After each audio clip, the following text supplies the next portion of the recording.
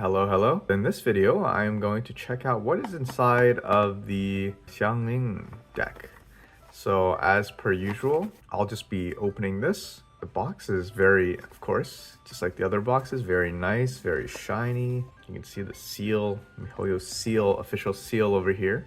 And I noticed this a little late on my previous box openings, but we actually have the deck list down here, which is all in Chinese. Let's crack it open. Let's see what's inside. I don't even know why they make it kind of hard to open it from the top. I feel like I bend this section every time I open a new box. And yeah, I just smacked my camera there. We got the same as usual, the playmat, the instruction manual, which I will not open since I've done that before in the Diluc video. And let's take a look at the cards inside. So once I get this open, we have our star on the cover of the box, Xiangling. And there are some cards that were a little stubborn. They didn't want to come out. I'm going to put the infographic card back in.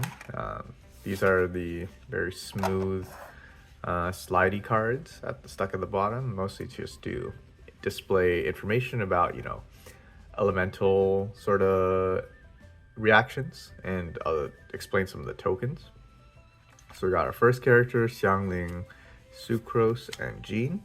One thing I do notice is that Sucrose actually shows up in more than one of these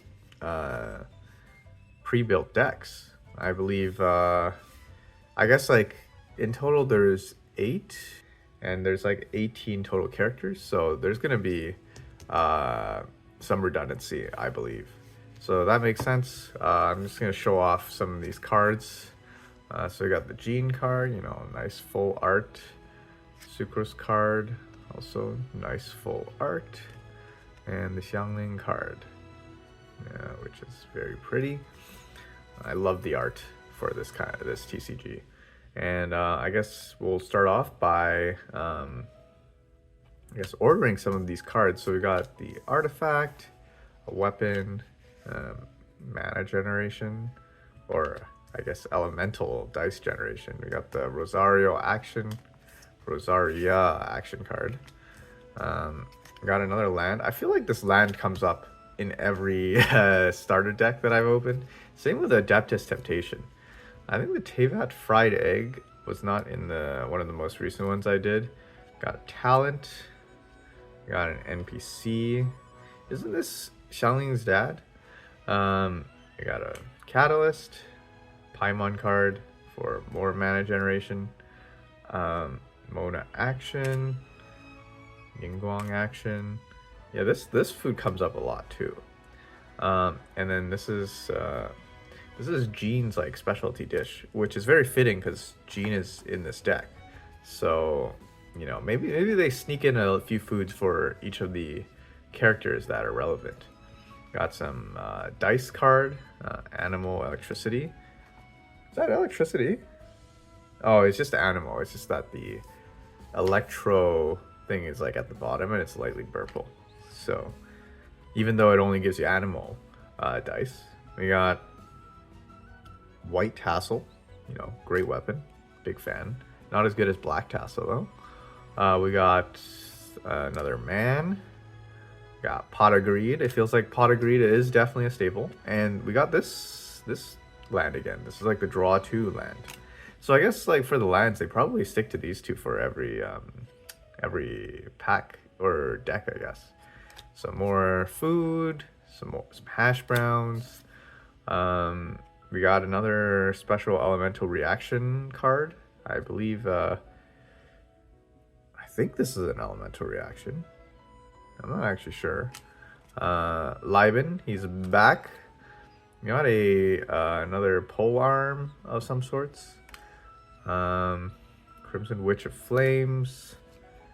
Ito action card. Guoba. Got the Sealy. Sealy's back. I think I've been seeing a lot of Sealys. We got a Dendril accessory, which is kind of odd because we don't have any Dendril in this deck. But I guess like if we interact with a character that has Dendril, this would be useful. So like there's that, I guess. We have another, I think this is the Gene alt effect. You got Sucrose alt effect, and then we have Guava effect. And then we have some token cards for Pyronado, some ice, and for the burning effect. So yeah, I think, to be honest, I feel like I've seen this deck has a lot of food. I don't know if the other decks have this much food, but for some reason this deck has a lot more food. Just based off of my short-term goldfish memory, which, you know, kind of makes sense because, you know, she is a chef, and we have her dad, I think, as well, which is also who is also a chef. So, you know, you got that that lore synergy, I guess. And I guess for weapons, we have a lot of weapons here. Damn, I don't think you want this many weapons in your deck normally, especially if you're a beginner. Obviously the 2 Paimon generation. We have a lot fewer action cards in this deck. I feel like one of the previous decks I opened just had so many action cards. So I guess this deck is probably heavier on the food, maybe. I don't know who designs these decks anyways. These lands look pretty consistent, and then you got a bunch of, like, I guess you can tell which cards are the token cards based on their backs. Normally the card backs just have, like, you know, like the typical Genshin Invokation TCG, but these guys, they are very colorful, and they're basically just the same thing on the other side, just without the text. And I believe that should be it for this this deck. Just the 3 characters. I'm kind of interested why they decided to pair her up with 2 animal. I guess I would think that you would pair her up with, like, some other, like, maybe like ice or something, or water, or hydro, to get some reactions, but, or even dendro, to be honest. But it seems like it's an interesting choice, that's for sure. And yeah, I think that's it for this deck opening. Let me know if you have any thoughts or comments, and thank you for watching.